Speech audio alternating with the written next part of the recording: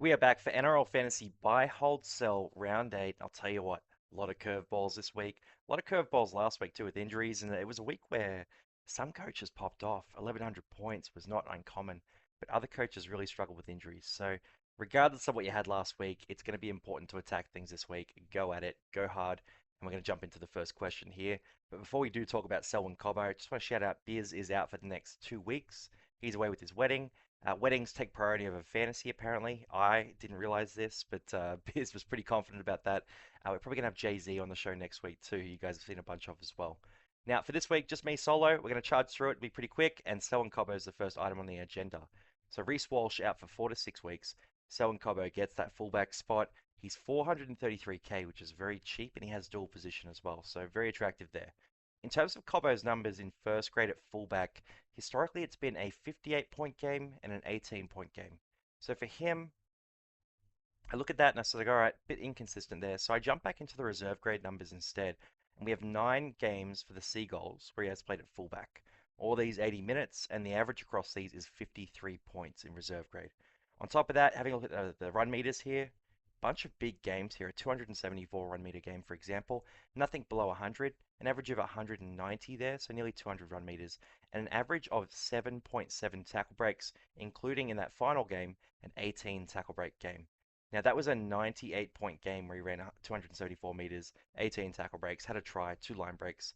Just an absolutely massive game for Selwyn Cobbo. But reserve grade isn't first grade, right? And it's not 2021 anymore. So I don't know how much you can read into these, but it does show that Selwyn Cobbo is capable at the position. Now, that's all the pros there. He's attractive at that price, but the downsides are definitely plentiful as well. Plays the Bulldogs round one. That's not a good matchup. They've been shutting fullbacks down. Has the bye in round 12 and is likely going to be in the picture for State of Origin. So for mine, I'm probably not going to jump on Cobbo this week. In fact, my official advice is to wait 1 week, see how he goes against the Dogs. If he's really good, his break even's high anyway. He's not going to move in price that much. We can jump on next week, but if it's a bit middling, this one might be one that we let go through to the keeper. Now let's jump into the buys here for this week, and I've got 3 wing fullbacks there as well. So I'm going to talk about all the wing fullbacks pretty early here, because a lot of you guys are asking questions about where to move Jaden Campbell to. So first up with the buys here, we're going to go to Aaron Clark, and at 577k, he was at the top of our pods list last week. He's now moved into the buys section this week. The 60-minute performance is what really sold me on Clark this week. So if he can move up into that 50 to 60 minutes bracket, he's going to average in that sort of low 50s area, and that makes him a red hot option at 577k. On top of that, you can see the buy schedule here. There's 4 rounds before State of Origin, and Aaron Clark doesn't have a buy in any of those, and then he plays in round 12 as well. On top of that, you've got the hooker and middle duel, and I'm guessing that a lot of your teams don't have a middle forward for round 12, right? You're going to need 3 middle forwards for round 12 if you want to be competitive. Aaron Clark could easily be one of those, and at 577k, he comes in at a discount, so I like him a lot this week.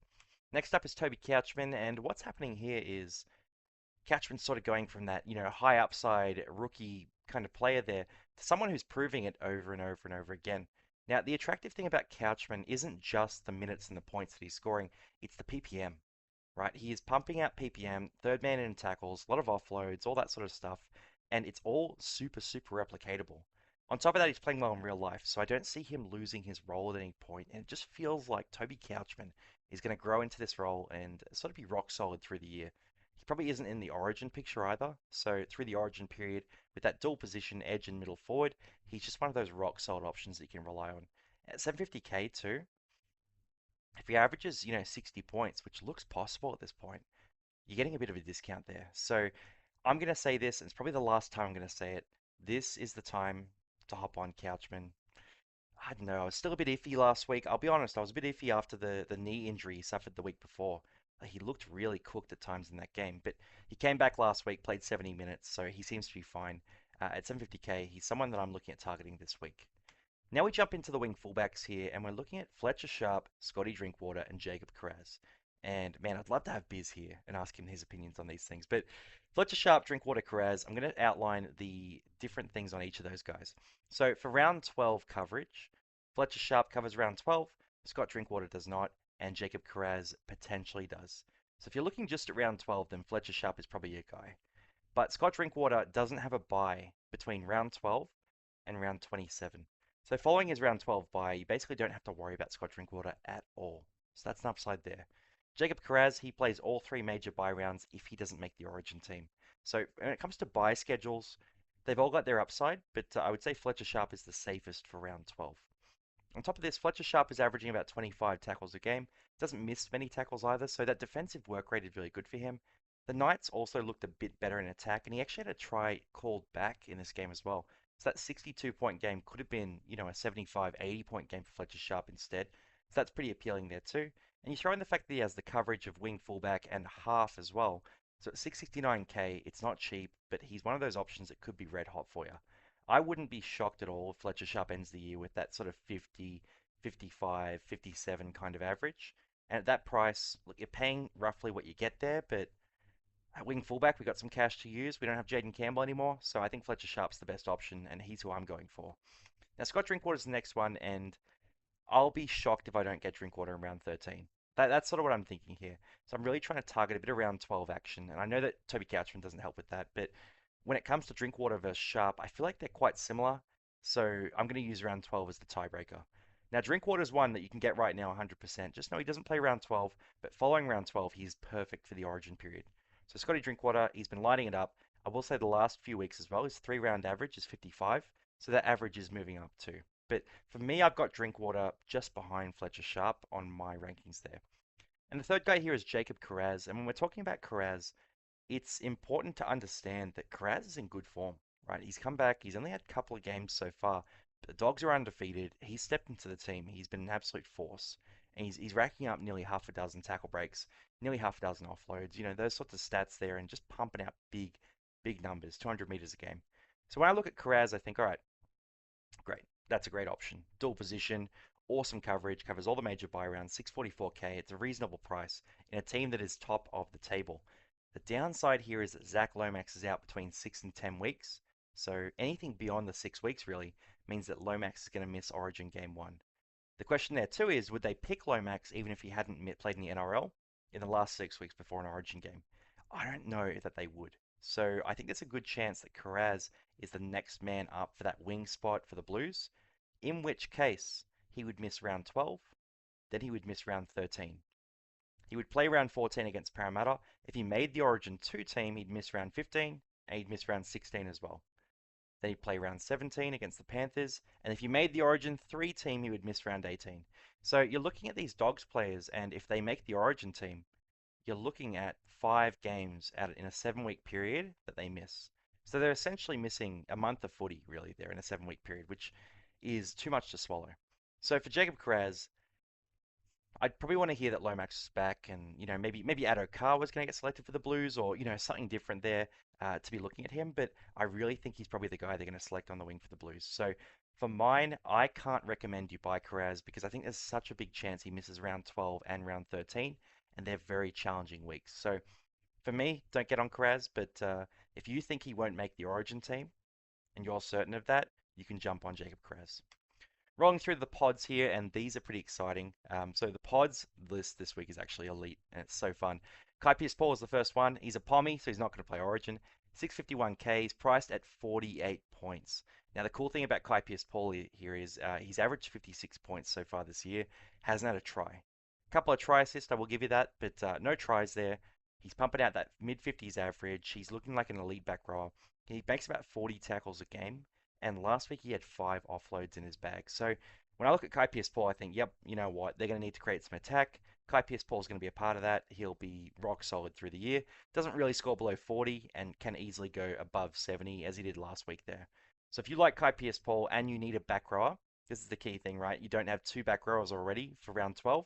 Kai Pearce-Paul is an elite option, but he's really an alternative, like a cheaper alternative to a Jacob Preston, for example, that you could look at too. So I'm a big fan of Kai Pearce-Paul. I like Preston as well. I got on Preston last week. But you can jump on either of these guys, both of them if you want to as well. And I think they won't let you down through the Origin period.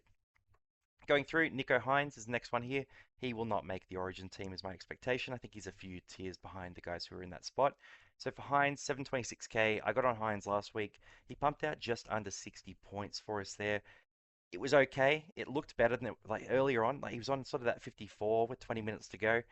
Didn't really score any points at the end and had 7 missed tackles, which was uncharacteristic because in the first 6 weeks he'd only missed 8 total tackles. So Nicho Hynes here, looking at him, 726k. I'm sort of looking at compared to the alternatives, right? And Jamal Fogarty's there at 710k. He's fine as well. But for Nico Hines, the Origin schedule's really good. He's now nice and cheap. He's priced in that sort of mid to low 50s area, and it's just upside from here. So I look at him and I think, yeah, if he gets hot at the right time, he'll be red hot. So Nico Hines is one that I'm highly recommending. I think he's one who could just go nuclear at the right time and really help you out. And we saw Nathan Cleary last week. He had a bit of a slow start to the year. That was his boom game. Nico can do the exact same thing as well, minus a few kick meters, of course, but Nico Hines could easily step up and dominate in a game as well. So I like Nico for the upside, but obviously there are some questions about him too. The form has not been good. So you really are backing a turnaround of form, which look, I'm a believer in Nico Hines, so I think he'll do it. But you've got to look at it and sort of think, are you a believer in Nico Hines as well? Rolling through to Isaiah Katoa, and 675k is a nice price for him. That seems to be where he's sort of settled there in that mid to high 600s. He's pumping out some good numbers though. So Isaiah Katoa pumped out a 60 last week. Doesn't really seem to go below that sort of high 40s area. Doesn't really go above that sort of 70 point as well. So he's kind of floating in a pretty safe, stable area as the dominant half for the Dolphins. For him, it's just a really different option here. So Nico Hines is a bit more volatile. He can sort of bounce around with his scoring. I think he has higher upside, but he also has lower downside. Isaiah Katoa is a different one. He's sort of more stable. So he's kind of Fogarty Jr., but I think with a little bit more upside than Fogarty because he runs the ball a bunch more. So I would say Isaiah Katoa is the next man up in the half spot. 675k, a bit cheaper than Fogarty now as well. They're all around that area. So Fogarty's so safe. I think Isaiah Katoa is a fun one though if you do want to jump on someone. And the Dolphins have been pretty hot recently. They destroyed the Storm recently as well. Rolling through, Matty Burton is up here, 641k for Matt Burton. And when we're talking about Matt Burton, obviously he's just come back from injury. He wasn't goal kicking last week, which is a bit of a concern. And from my point of view, he's one that you want to wait and see on. So we talked about the Origin teams, we talk about guys missing games and all that sort of thing. Matt Burton is one that I would pick in the 14 jersey myself. Like I just think he's so elite, covers center, covers half, by extension covers wing and fullback as well, with other guys that can move, and is big enough to play in the middle. So I'm a big Matt Burton fan, but I think that's going to get him into the Origin team potentially. Let's say it's like a 1 in 4 chance, right? Like 25% chance. I think that's pretty fair to say. Now, if you buy Matt Burton right now, you're going to lose a bit of cash, and then you'll gain a bit of cash after that, and then you'll lose into Origin. So, from my perspective, well, potentially lose into Origin, right? So, from my perspective, you got to wait and see. Give him some time. His price isn't going to skyrocket. If his price was absolutely flying away, I'd talk about something different here, but it's not. So, from my perspective, wait and see on Matt Burton. See if he's in the Origin picture. If he doesn't make Origin, we will all have him in our team, just like we're going to have Jerome Hughes, by the way.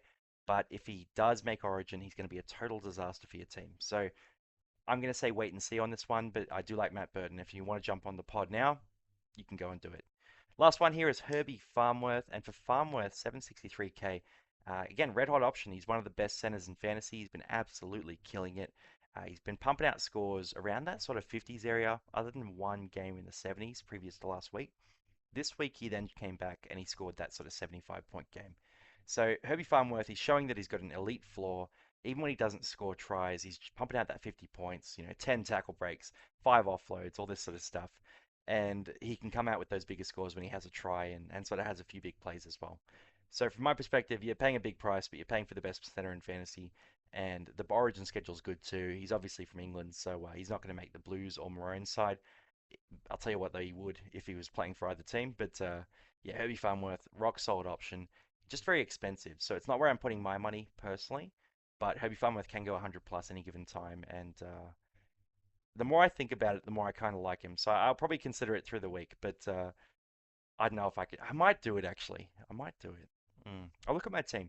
Thing is, though, you want to look at your centers there. So if you've got too many centers that are playing round 12, that will screw you over a little bit because you probably have guys like, I mean, Tamale is probably a wing fullback spot, but Katonga, for example, and there's a few other guys as well that play round 12 there. So look at your team, but I'm a big Herbie Farmworth fan. I think he can pump out a big average, especially through the Origin period as well. He is one of those guys who genuinely can average 60 plus, which is absolutely insane at the center spot. Rolling through cheapies. So the cheapies here, we've got a list and it's not inspiring, right? So Hugo Savala obviously is the guy. He's the one we're talking about when we talk about cheapies. 230k is absolutely fantastic. That's the price you want to pay for a cheapie. His break even's nice and low now, so it's jumped into the teens there.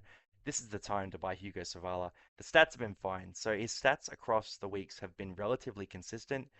22 and 24 meters run, 24 tackles both weeks, 3 missed tackles both weeks, and then 478 and 505 or whatever it is kick meters there. So pretty much identical scores, 32 and 34, or 33 and 35. 33 and 35, I think it was. But for him, he's consistent. I think the attacking game will come down as he goes along as well. So for Savala, plays round 12, like just an elite option. The one thing I will draw your attention to, though, and you can see I've got the buys sort of displayed there, just so you can see those as well. The Roosters have a buy in round 10. Now, if you own a bunch of Roosters players and you're going to hold them all, like you've got Saw Wong, for example, you've got Nafahu White, Connor Watson, Rob Toya, Mark Nawani Tuase, these types of players that you're going to hold through the origin period, then it's a hard one to buy, Savala, because you're going to have a bunch of them on a buy in a couple of weeks' time, and you can only afford 4 spare spots in your team. If that's the case, you're probably going to have to think about potentially selling one of those guys for Savala. So I would try not to have more than 3 Roosters, maybe 4 at the absolute most, but really 3 Roosters in your team. If you have more than that, you run a big risk of being short a player in round 10, which is very soon and could really screw you over. So that's the one concern there. Just have a look at your team. Try not to have more than 3 or 4 Roosters players, but Savala is an option that I'm 100% bringing to my team this week. He is unlimited upside. Leka Halasima is the guy next, and I want to talk to you about the rotations a bit at the Warriors. And if you're on the live, you probably heard this too, but I'm just going to cover it quickly again. So for Leka Halasima, he moved into the back row last week because Kirk Capewell moved to the center spot. He moved there because Rocco Berry was out for 1 week from a suspension. Now, Kirk Capewell is not a first choice center, but he is their first choice back rower at the moment. So he's come back to the back row spot this week. And as much as Halasima had a fantastic performance in that spot, scored a try, 50 points in fantasy in 69 minutes, he doesn't have that spot locked down. So when you look at him, you think, all right, well, 372K, he's on the bench now. He's not a guy you're going to buy this week. But I've included him more to talk about him as a guy that a lot of you guys bought last week or bought in previous weeks and have in your team. So for you guys who have him in your team, it's a tough one because if you're not using a trade to buy him, then you're kind of playing with house money a bit. So for him, low break even this week, not a certain role at all. He's not really being used as a prop much, so I wouldn't expect him to get big minutes in these rotations, but he's a guy with talent, and he's a guy that probably has a higher ceiling and a higher talent level than Niokore and Capewell. The other thing is, a guy like Niokore, he can go to the middle forward rotation too, and Halasima could go to that edge back row spot. That's something that they could consider. If I was the Warriors coach, that's what I'd be doing, but obviously, they've named it differently, so that's probably not going to happen this week. So for Halasima, what you're doing there is you're holding on to him as a bit of a talent speculator, where you're sort of going, all right, I think this guy's talented. I think he's going to earn a way into a spot, or a bit of luck will happen, some injuries, that kind of thing. But he's going to need a bit of a lucky turn because as it stands right now, he's not playable in year 17, and he's probably going to lose cash if his role stays what it is over the next 3 weeks. So that's the downside there. The upside is he does play round 12 as well, so you're going to keep him for round 12 anyway. And there is a chance that Capewell is in the 17 for the Maroons as well. He's done a job for the Maroons before, and he was picked last year. Could be an option they consider. So for Halasima, I think, yeah, stick with him if you got him. Don't play him in your 17, and don't buy him if you don't have him. Jazz Tavanga is the next guy here, and 329K is a price that's pretty cheap for a guy like Jazz Tavanga. Now, last week he pumped out 51 points. He stepped into the lock role for the Seagulls because Jake Trbojevic went down after 10 minutes. Now, Jake is only out for 1 week, and then Manly have a bye in round 9.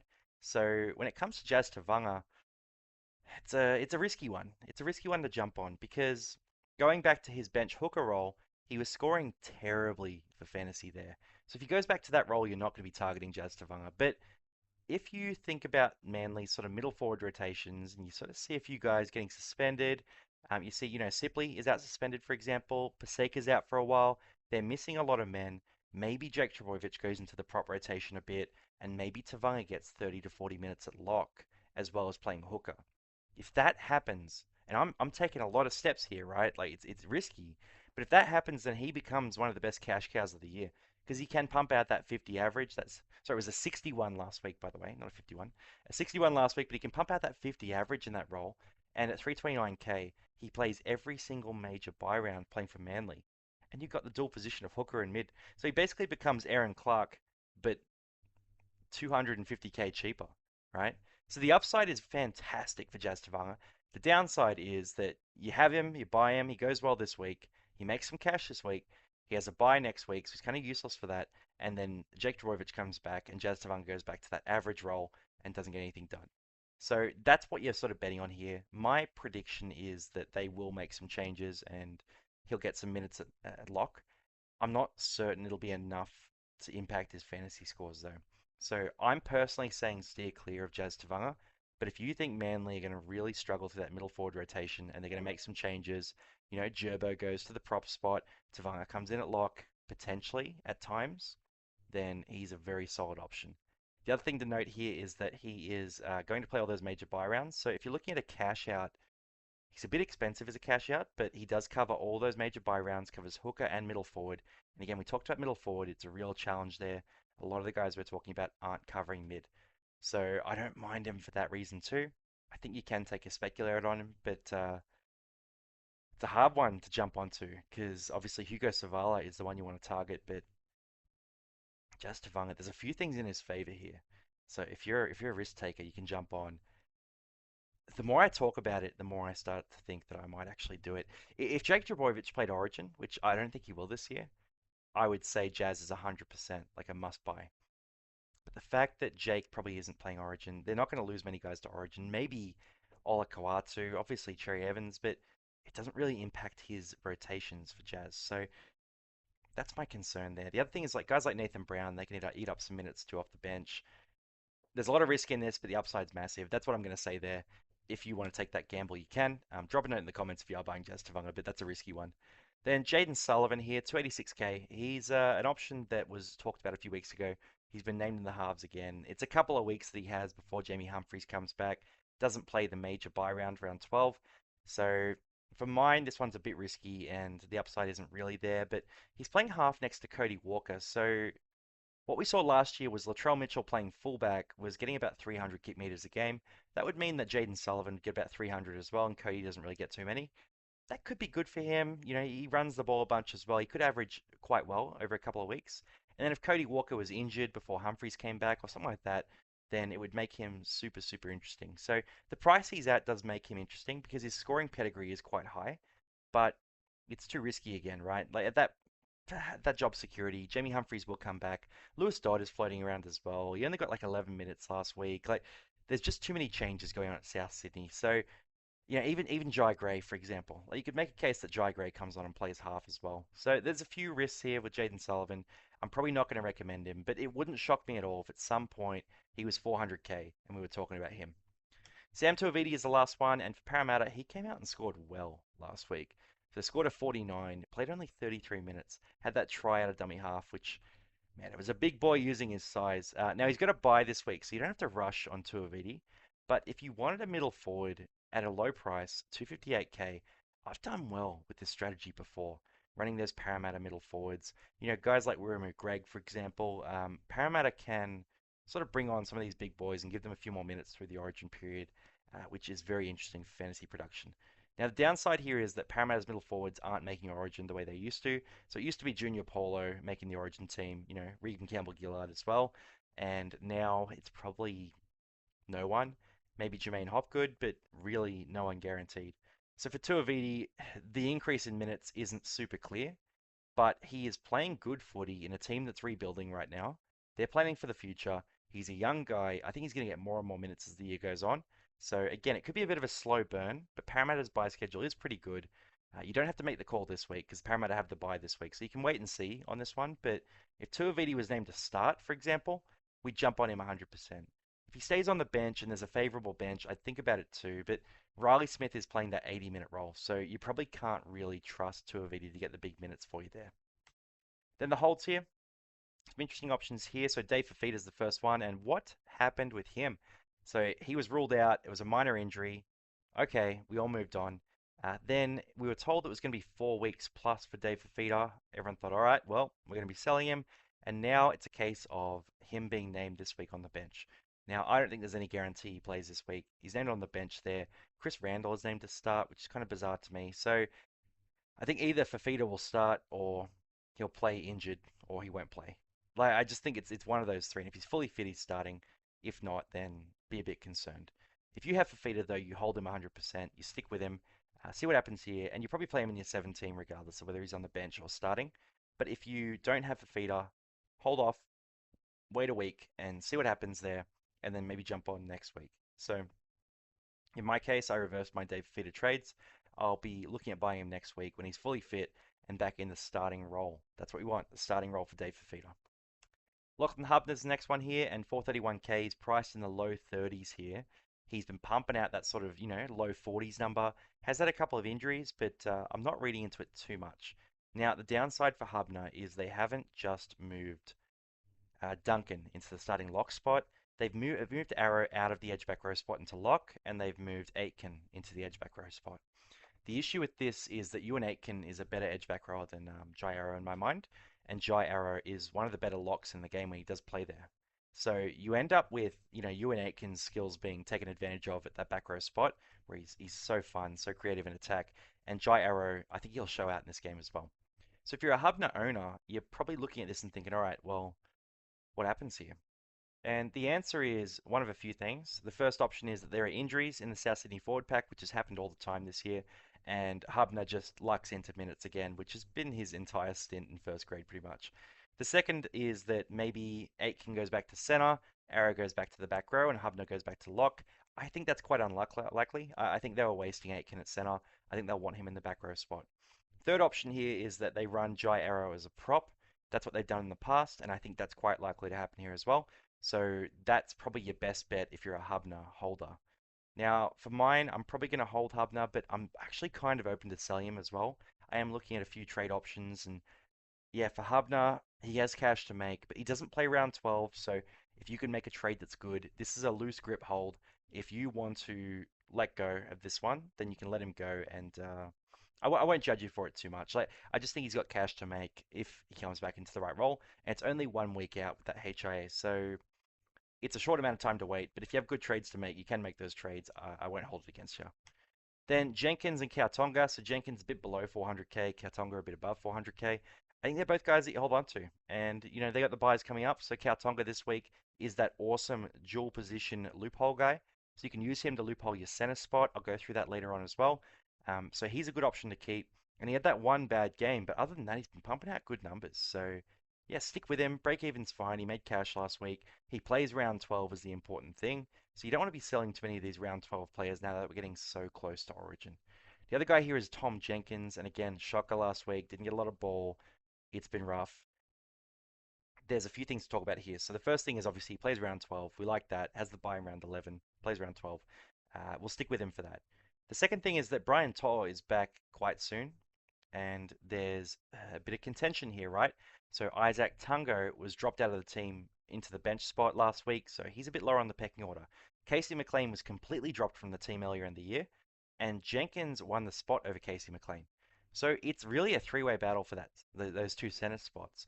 And I think Jenkins is a guy who has a very good chance of winning one of those spots. If he moves back to center, he becomes such an interesting option because the defensive work rate's pretty good. He offloads the ball a bunch and he runs the ball plenty. So from my perspective, you stick with Jenkins, and he's not that expensive. Like, he drops a bit of cash, all right, so what? Doesn't matter. You stick with Jenkins, and Brian To'o coming back is going to be very interesting for him. He is a firm hold, but I'll tell you what, I'm not playing him in my 17 this week. I'm running Tamale over Jenkins this week, just on the back of the fixtures we're looking at here and the lack of ball he's getting. The work rate also wasn't that good last week, but I think you stick with Jenkins, ride the wave at least till round 12, and then you figure it out after that. Thomas Cant's next one here, and a lot of people are asking about selling him. He's on the bench this week. Now, a couple of things you guys need to be aware of. Thomas Cant trained the whole preseason at lock, right? So he was the first string lock for parts of the preseason as well. I don't think he was planned to be the lock in round one, but he definitely trained in that role. They're currently running Matt Croker in that lock spot, and I wouldn't be shocked at all if Matt Croker went back into the prop rotation and Thomas Cant was the starting lock this week.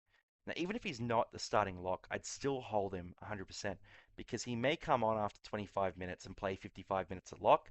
And we've seen his defensive work rate. The guy just makes points out of nothing. So if he gets 55 minutes, he might still average 50 points. He plays round 12.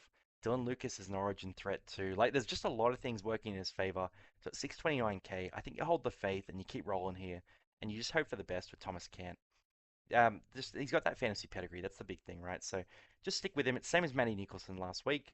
You stick with these guys. You hope the role is good. If it's not, you can sell. But Matty Nicholson, he played 80 minutes last week, so that was a good hold. Hold him for sure. Thomas Cant could be the same thing. Might get a good role. Might get a bad role. We don't know what that's going to happen there, but I would say he's a pretty firm hold. And then Kalen Ponga is another one to hold as well. 606k. He's dropped a bunch of cash. This one's pretty straightforward. I just think he's going to bounce back. And he's dropped down about 200k so far. So if you've copped all this cash loss, you might as well stick with him. He's got a good set of fixtures, and the Knights felt like they were a bit better in attack last week. They just had a few things called back. So I think Kalen Ponga is going to bounce back. The involvement was good last week, 173 run meters, but just didn't quite come together in terms of attacking footy. And I'm going to go through sells and I'm going to jump back to the buys and just sort of talk about some combinations here too. So for the sells, Jaden Campbell's pretty straightforward. It's a sort of a 4 to 5 week injury. There is a bit of concern in my head about, I mean, Dave Feeder, they gave some wrong advice about how long he was out. So maybe I'm a bit worried that Jaden Campbell just comes back next week. If I hear anything about that, I'll put it on Instagram. But so far, I've heard nothing concrete. So I think Jaden Campbell is a pretty easy sell. But just keep an eye out for news that he's recovering quickly and all that sort of jazz, right? But at 780k, nearly 800k, you've got to sell him and go get some value for him. Reece Walsh is the next one here, and this is a heartbreaker. If you jumped on Reece Walsh, I will say your logic was good. So Reece Walsh came into that Warriors game, did an injury in the first minute of the game. He's been ruled out for 4 to 6 weeks as a result of that injury, but he played out the game on that injured knee. He moved to wing a bit, like he was all in all sorts. I think he had like 50 run meters. Like it was a really, really rough game for him. But he scored a try and had a try assist.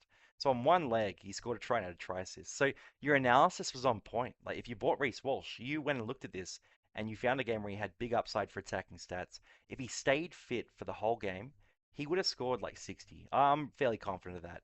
Because the fact that he was able to score that try and have that try assist on one leg is just a testament to the fact that there were opportunities opening up for him.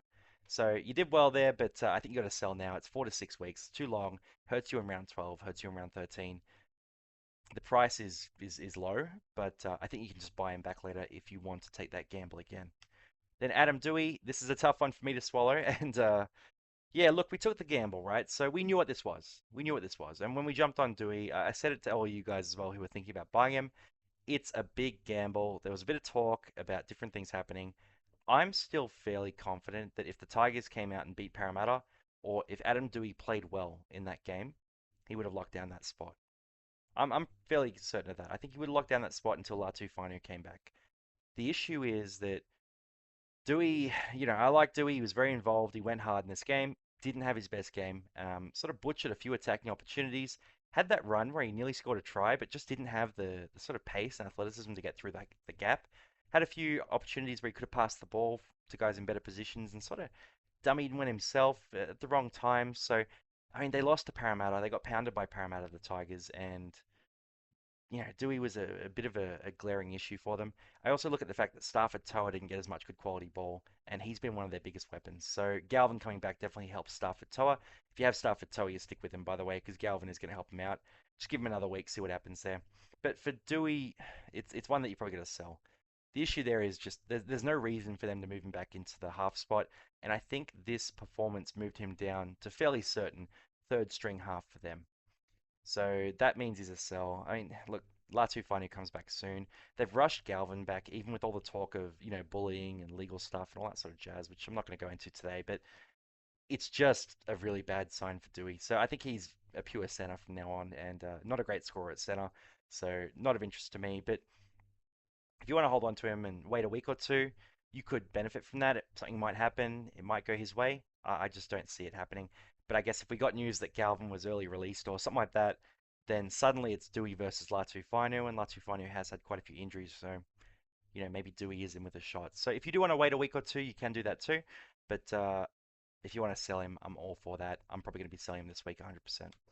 Then Jermaine Hopgood is one here, and he's a pretty easy sell. 38 minutes last week, 48 points was fantastic, but 38 minutes. Like, what is going on at Parramatta? These rotations are crazy. And Jermaine Hopgood, I thought he looked all right. Like he had, tackle breaks, offloads, that kind of stuff. Like he looked solid to me.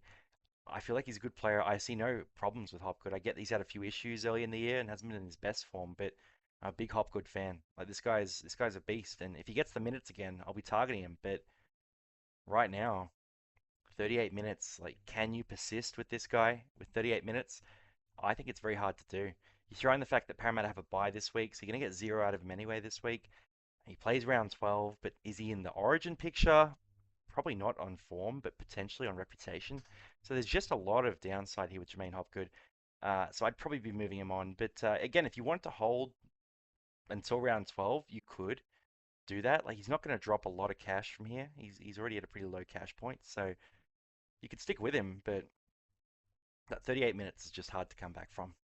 And then Cam Munster. So he took a late update in this week. So he had that 37-point game, bumped up to a 38, and then very late in the round, jumped to a 44. So for Cam Munster, I don't know. The tough thing for me here was watching that game. I just sort of thought, all right, the Dolphins are really cleaning up here. They're well on top. Cam Munster, it's time to step up. Where are those crab runs? Where's him sort of desperately trying to make plays? And he's been playing good footy this year, but he just hasn't had that dogged play style, that really physical, classic Cam Munster play style that we're used to seeing. So he's playing more like a mature half, which it's fine for the Storm. They're gonna be in contention to win the comp this year. But from a fantasy perspective, it just doesn't work for us. So from my perspective, you can sell Cam Munster whenever you feel like it. It's not a big rush at this point. Like, he's still at a very similar price point to what he started with. He was 589K to start the year. You could stick with him and hope for that boom game. Like, it will happen at times. He is going to have those boom games, but he's a sell through the Origin period anyway because he plays for the Maroons and he's an absolute legend for the Maroons too. So he's definitely a sell through that period. So I guess you can hold on for another 4 weeks, but I think this one's a pretty easy sell. Saying that, I've been playing around with a few trades this week for my team, and there are some trade options where Munster survives, and I might keep him. So don't get mad at me if you sell him and I hold him and he goes well this week. I don't know. I'm playing around with a few different options. I just like the potential of Munster, but I've kind of given up on that sort of traditional 60-point average Munster, and I'm now sort of thinking, all right, give me a fluky boom game at least. I'll take that to the house, and we can work from there. Now I just want to jump back to the bias here because really I want to summarize this for you guys. So Hugo Savala, he is a borderline must-have, awesome Origin schedule, 230k. He's very cheap. His break even's quite low now. That's cash out price. Like, this, just don't overthink it. This is a guy you have to have in your team. Then for the pods here, Hobie Farmworth, top of his class, elite option. I think Nico Hines has a lot in the tank, and I think he does bounce back at some point. And Kai Pierce-Paul is probably the pod of the week here. 651k, he's averaging 56. He's very cheap for what he's doing. He's priced at a 48. I can't see him going below that 48. So if you want to look at Kai Pierce-Paul, the defensive work rate is what is most solid about him. But I'm a big Kai Pierce-Paul fan right now. And yeah, look, 61k. If a lot of you jump on him, I don't think he's going to let you down. Then jumping onto the buys section, there's the big questions. So Aaron Clark, I like him a lot. I'm a big fan. Look, it's not certain that he's going to play that 60-minute role. I still think it's going to be like a 55-minute role, but the minutes look better. 577k, good Origin schedule, dual position, middle forward, where we're really struggling. Like that a lot. Toby Couchman, you could miss him if you don't have him. You definitely could. Like, 750k, it's pretty expensive, but he's just looking like a guy who's going to pump out that 60s average. So I think you probably want to jump on at dual position and just keep him in your team. And then the wing fullbacks here, Fletcher Sharp, Scott Drinkwater, Jacob Carraz. I'm leaning towards Fletcher Sharp. I know it's dodgy, right? Buying these Knights players who, are in such a struggling attack, but Fletcher Sharp is sort of making his stats work. Like, his base stats are fantastic. He had that try called back last week. He had another try in that game. He just looks so threatening in that team. So unless they change their attacking structure and he doesn't get as much ball, that's the one risk there. Other than that, great Origin schedule, covers half, covers wing fullback. I think he's the easy one of the wing fullbacks because he plays that round 12. But you can go Scotty Drinkwater if you do want to. Just doesn't play round 12 and his price isn't moving that much. Or Jacob Carraz. Origin risk is real.